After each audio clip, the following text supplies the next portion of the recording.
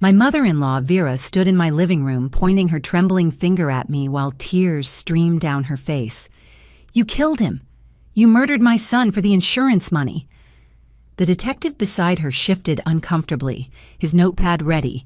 My 8-year-old son, Colby, tugged at my sleeve. "Mommy, should I tell them about the medicine Grandma Vera put in Daddy's coffee every morning when she visited?" The room went silent. Vera's tears stopped instantly. Detective Bryant looked between us, his pen frozen above his notepad. The afternoon light streaming through our living room windows seemed too bright for this moment, too normal for the accusation hanging in the air. Vera's face had gone from grief-stricken to something else entirely. Fear? Rage? I couldn't tell anymore. "What medicine, son?" Detective Bryant asked gently, kneeling down to Colby's level. My boy, still wearing his Spider-Man pajamas because I hadn't had the strength to get him dressed properly since Jerome died 5 days ago, looked up at me for permission. "Tell him the truth, baby," I said, my voice surprisingly steady despite the earthquake happening inside my chest. "Just like Daddy always taught you, the truth is always right." Vera stepped forward aggressively. "Don't you dare poison my grandson against me. This woman is manipulating him, Detective. She's coached him to lie." Her voice had lost its earlier sorrow, replaced by something sharp and desperate. "Ma'am, please step back," Detective Bryant said firmly, standing up to his full height. He was younger than I'd expected when he'd first shown up at my door, maybe early 30s, with kind eyes that seemed genuinely interested in finding the truth rather than just closing a case. Colby pressed closer to me, his small hand gripping mine. "Grandma said it was special medicine to help Daddy not be so tired. She brought it in a little brown bottle and mixed it in his coffee every Wednesday when she came for breakfast. She told me it was our secret, that Mommy wouldn't understand because she didn't love Daddy the way Grandma did." The words tumbled out of my son's mouth like water breaking through a dam. Each syllable landed in the room with the weight of stones. I felt Vera's stare burning into me, but I kept my eyes on my son, encouraging him with gentle pressure from my hand. "She said Daddy needed it because he was working too hard," Colby continued, his voice getting smaller. "She said Mommy was making him sick with stress because she wanted to move us away to California. But Daddy didn't know about California, did he, Mommy? You hadn't told him yet." My blood ran cold. I'd only discussed the job offer with my sister Roxanne, and only over the phone when I thought no one was listening. But Vera had been in my house so often lately, always appearing at odd hours with casseroles and concerns, always insisting on helping with laundry or cleaning, always finding reasons to be in every room. "Vera," I said, turning to face her fully for the first time since this nightmare began. "How did you know about California?" She straightened her spine, lifting her chin with the same defiant pride I'd seen so many times over the 11 years I'd been married to her son. "A mother has a right to know when someone's planning to steal her child away." "Steal?" The word came out as a whisper. Jerome was 36 years old. He was my husband, Colby's father. We were a family. "I was his family first," Vera snapped, her carefully maintained composure finally cracking. "I raised him alone after his father died. I sacrificed everything for that boy. My career, my social life, any chance at remarrying, everything. And then you came along with your pretty smile and your piano lessons, and suddenly my son barely had time for Sunday dinners." Detective Bryant was writing furiously now, his earlier casual stance replaced with sharp attention. "Mrs. Morrison, I'm going to need you to come down to the station to give a formal statement about these medicines you were giving your son." "Vitamins!" Vera practically screamed. "They were natural supplements. This woman is twisting everything because she knows I'm onto her. Check her browser history, Detective. Check her finances. $2 million in life insurance, and she's pretending she didn't know my son was worth more dead than alive." The accusation hit me like a physical blow. But before I could respond, Colby's young voice cut through the chaos again. "Grandma, why did you tell me Daddy would get really sick but then get better and need you to take care of him? You said that's what happened to Grandpa before he died. You said sometimes people need to get worse before they understand who really loves them." The silence that followed was deafening.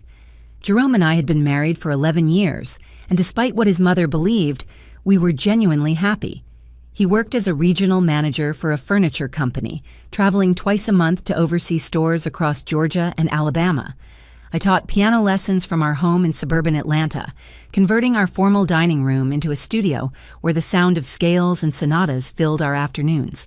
Every Sunday, Vera would drive 40 minutes from her condo to have dinner with us, arriving precisely at 4 o'clock with her homemade apple pie and a collection of subtle criticisms disguised as helpful suggestions.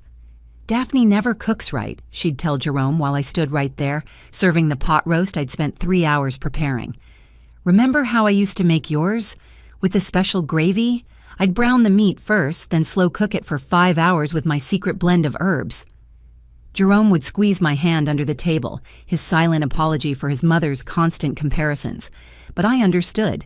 Vera had raised him alone since he was 16, after his father's sudden death from a heart attack, and letting go was impossible for her. Our life had settled into predictable rhythms that felt comfortable, like a favorite sweater you reach for without thinking. Jerome left for work at 7:30 sharp every morning, his routine so precise you could set your watch by it. First, he'd check his emails while eating toast with strawberry jam, exactly 2 slices. Then he'd review his schedule for the day, kiss Colby on the forehead, and press his lips to mine with a tenderness that still made my heart flutter after all these years. "Love you both," he'd say, grabbing his travel mug of coffee from the counter, the same blue mug Colby had painted for him at a Father's Day craft event when he was 5. The Wednesday visit started 6 months ago. Vera had called one evening, her voice unusually sweet. "I've been thinking, Daphne. Jerome works so hard, and I know mornings are rushed for you with getting Colby ready for school. What if I came by Wednesday mornings to help with breakfast, just to take something off your plate?" I should have recognized the calculated timing, but I was juggling 3 new piano students and appreciated what seemed like a genuine offer of help. "You're lucky to have me," she'd say every single Wednesday, reorganizing my spice cabinet for the 100th time, arranging everything alphabetically even though I preferred grouping by cuisine type. "Jerome needs his family around. A mother knows what's best for her son. These store-bought vitamins you buy are useless, by the way. I'll bring him some real supplements from my naturopath.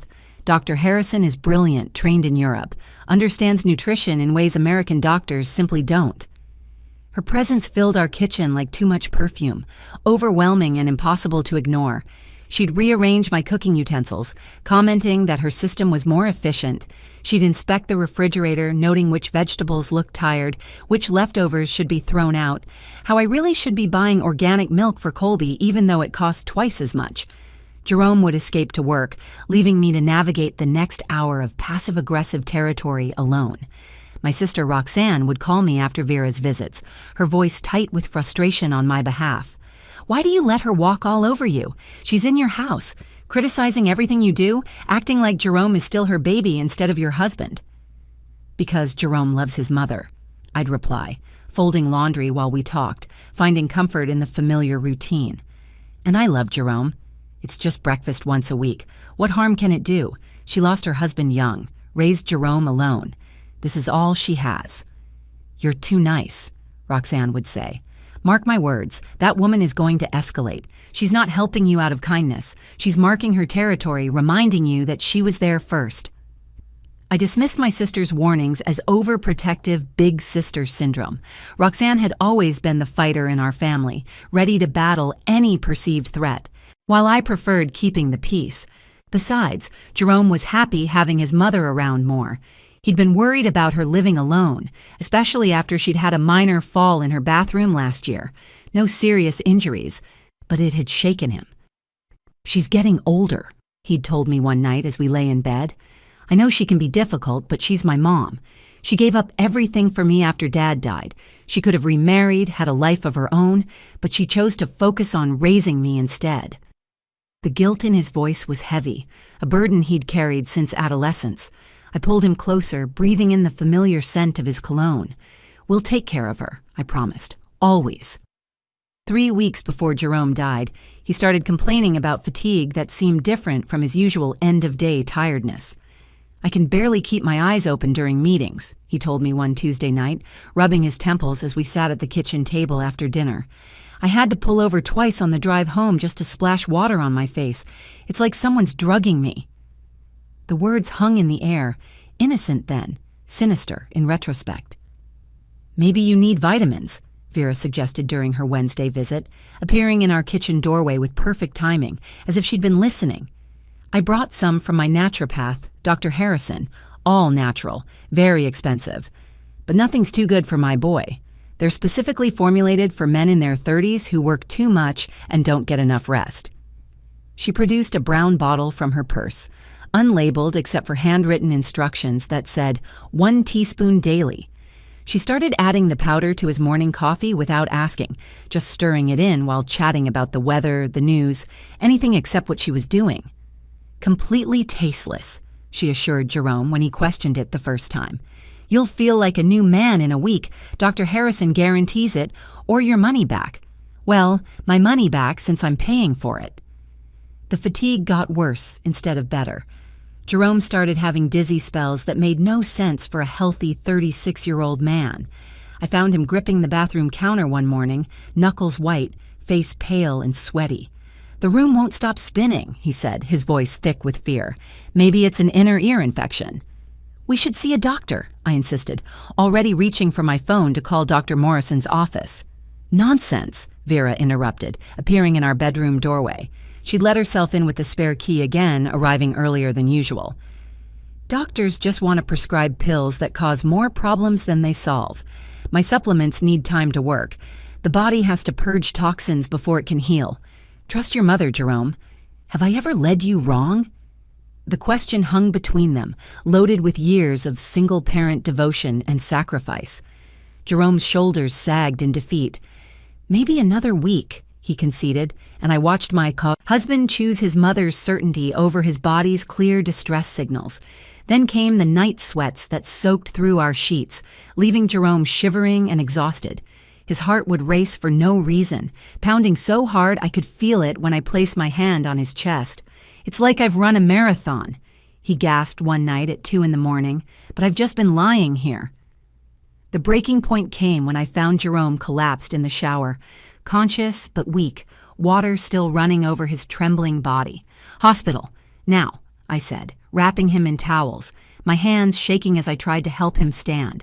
But Vera had already arrived for an unexpected evening visit, letting herself in just as I was getting Jerome to the bedroom. He just needs rest, she insisted, pushing past me to take over, her movements practiced and efficient. You're overreacting, Daphne, as usual. Drama doesn't help anyone. Jerome needs calm, familiar care, not some emergency room where they'll run unnecessary tests and charge thousands of dollars for nothing. Mom, please, Jerome whispered from where he lay on our bed, his skin gray and clammy. Daphne might be right. This doesn't feel normal. Vera's face darkened like a storm cloud forming.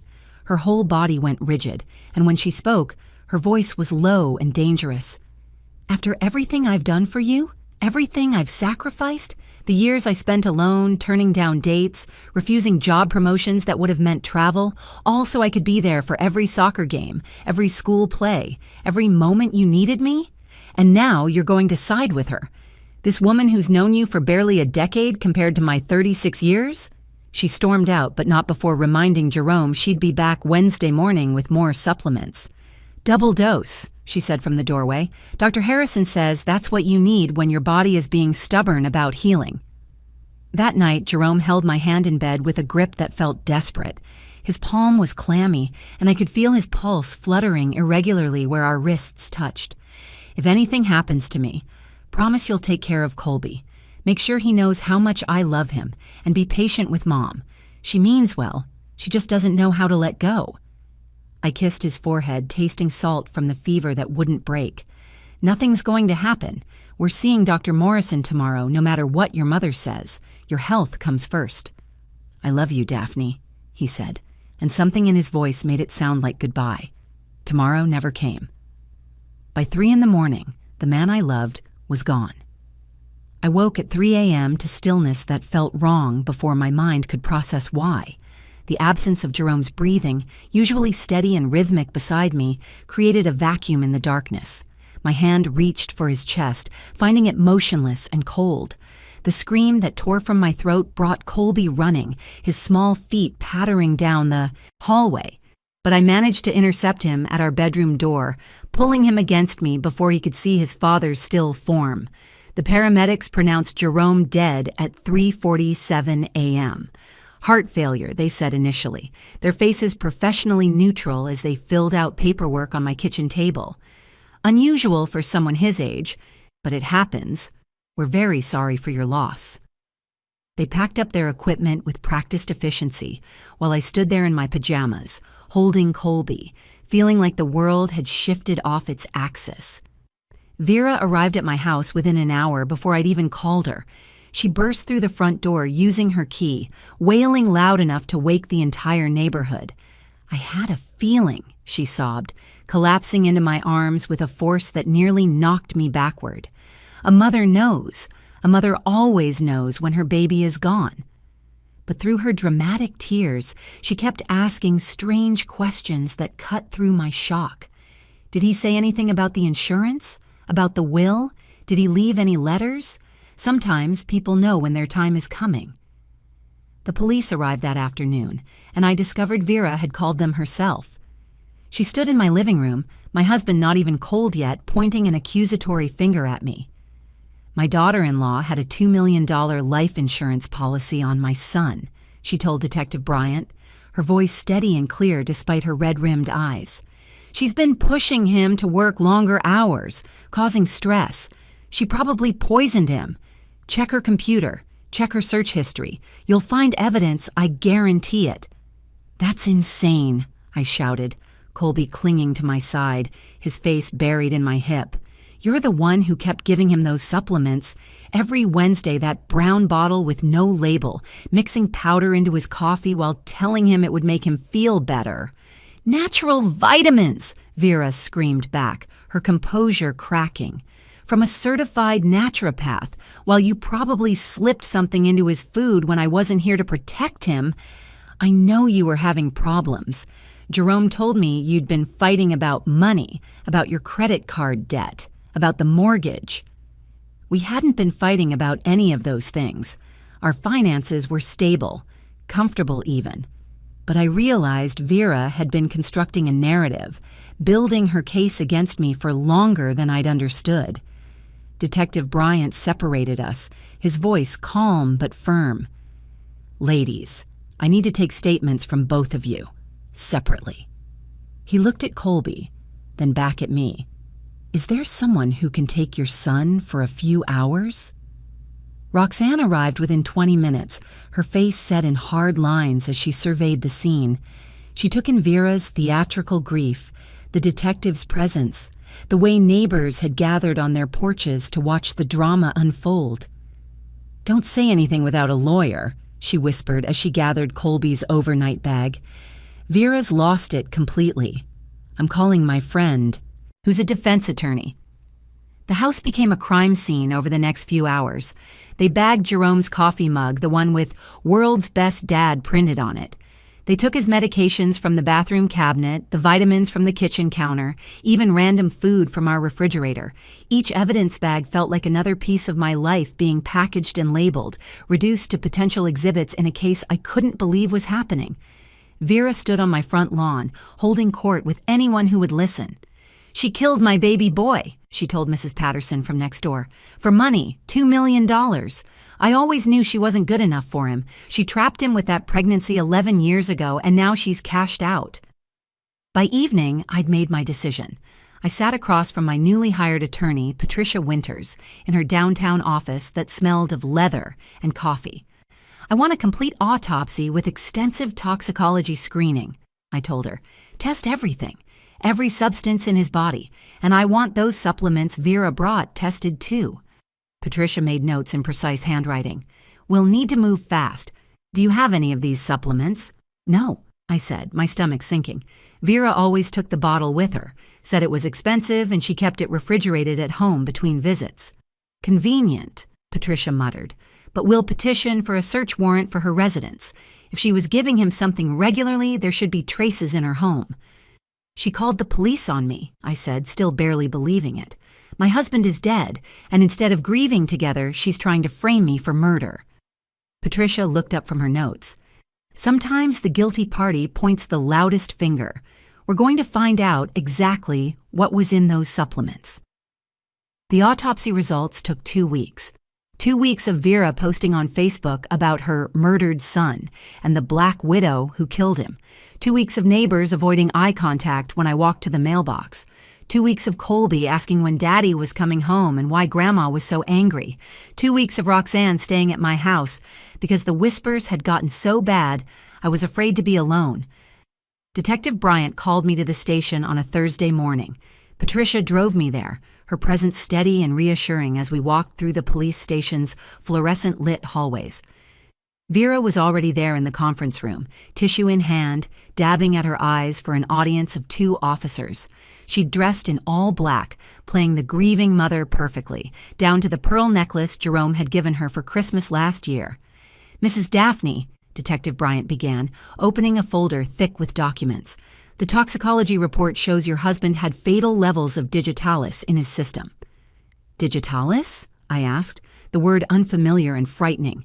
"It's a heart medication derived from the foxglove plant," he explained, pulling out a detailed chart. "In small doses, it treats heart conditions. In large doses, it causes exactly the symptoms your husband experienced: fatigue, dizziness, heart palpitations, visual disturbances, and eventually heart failure. The levels in your husband's system were 3 times what would be considered therapeutic."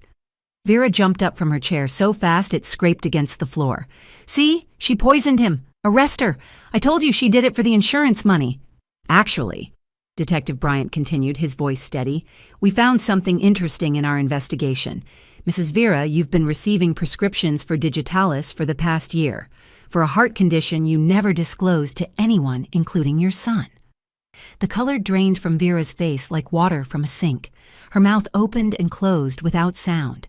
"That's my private medical business."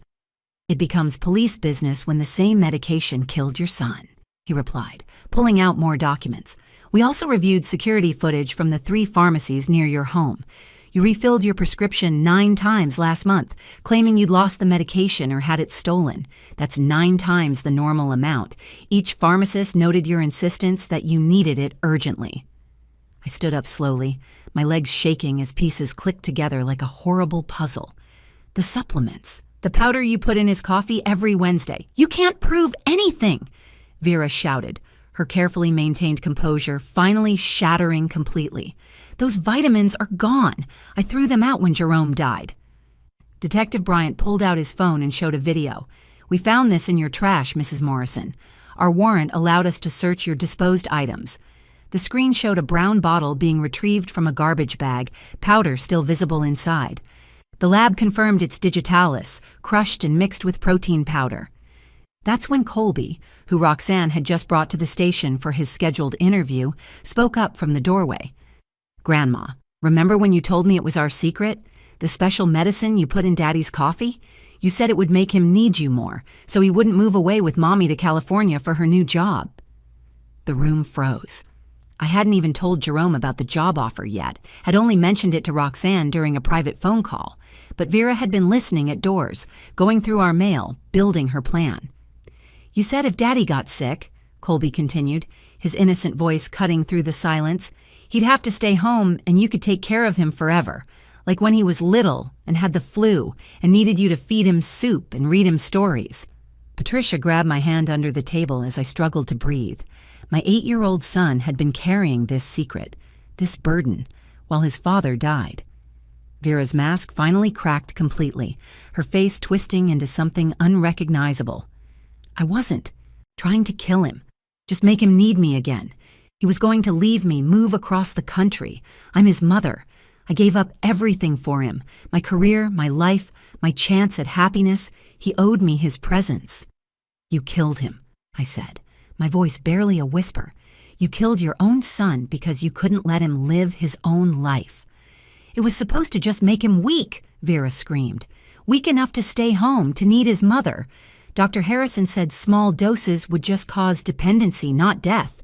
But Jerome was stubborn, just like his father, fighting the medicine instead of accepting it.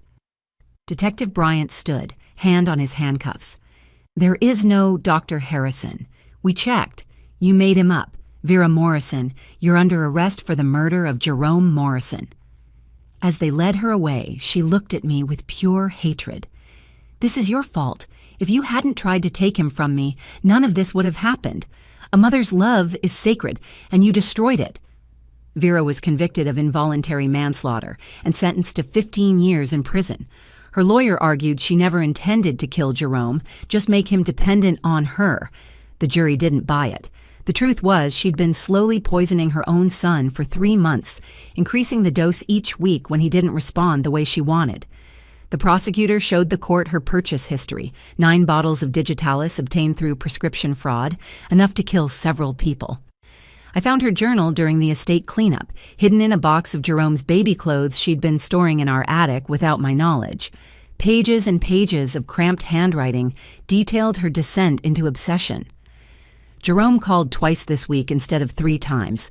One entry read, "That woman is stealing him from me, minute by minute, day by day." Another entry, dated just a month before she started poisoning him, said, "If he's sick, he'll see that only Mother truly cares for him.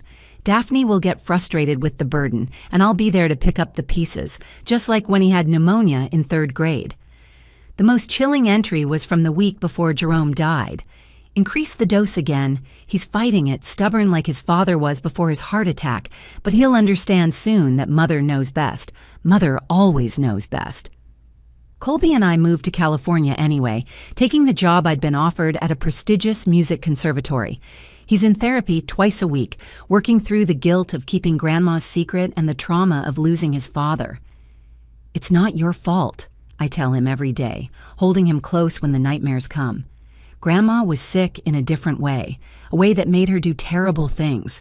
You were just a little boy trying to love everyone." His therapist, Dr. Chen, told me it might take years for Colby to fully process what happened.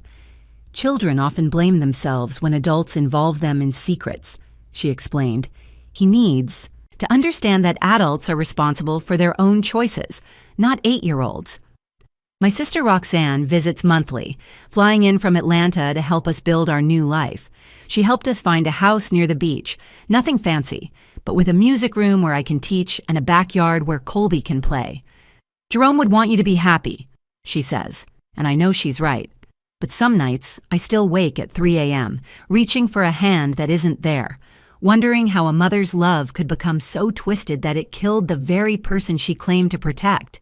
The insurance money sits untouched in a trust for Colby's education, $2 million that I can't bring myself to spend, knowing it became the weapon Vera used to try to destroy me while covering her own crime. The irony isn't lost on me that she accused me of murdering Jerome for money while she murdered him for love, or what she thought was love. Real love doesn't destroy. It doesn't possess. It doesn't kill. Last week, Colby asked if we could visit Grandma in prison. "Maybe when you're older," I said, though I honestly don't know if that day will ever come. How do you explain to a child that sometimes the people who claim to love us the most are the ones capable of the greatest harm? That sometimes protection becomes possession and care becomes control? The neighbors who once whispered "Black Widow" now send Christmas cards with apologies written inside. Mrs. Patterson wrote me a long letter about how sorry she was for believing Vera's lies. "I should have known better," she wrote. "You were always such a devoted wife and mother, but the damage was done. I couldn't stay in that house, on that street, in that city where Jerome's ghost lived in every corner. The truth set me free, but it didn't bring Jerome back. It just revealed that the real poison in our lives had been there all along, disguised as a mother's devotion, dissolved in morning coffee, served with a smile and a promise that Mother knows best." Vera had 36 years to learn how to let go of her son, to let him live his own life, to love him without consuming him. Instead, she chose to kill him rather than lose him. Sometimes, Mother knows worst. I've started dating again, tentatively, a fellow teacher at the conservatory who makes Colby laugh and doesn't mind that some nights I cry for no reason. Jerome would want us to move forward, to find happiness, to live the life he couldn't. If this story resonated with you, if it made you think about the relationships in your own life, please like this video and share it with others who might need to hear it. Your comments mean everything, so please share your thoughts below. And don't forget to subscribe to our channel for more real-life stories that explore the complicated truth of human nature. Sometimes the most dangerous people are the ones who claim to love us most.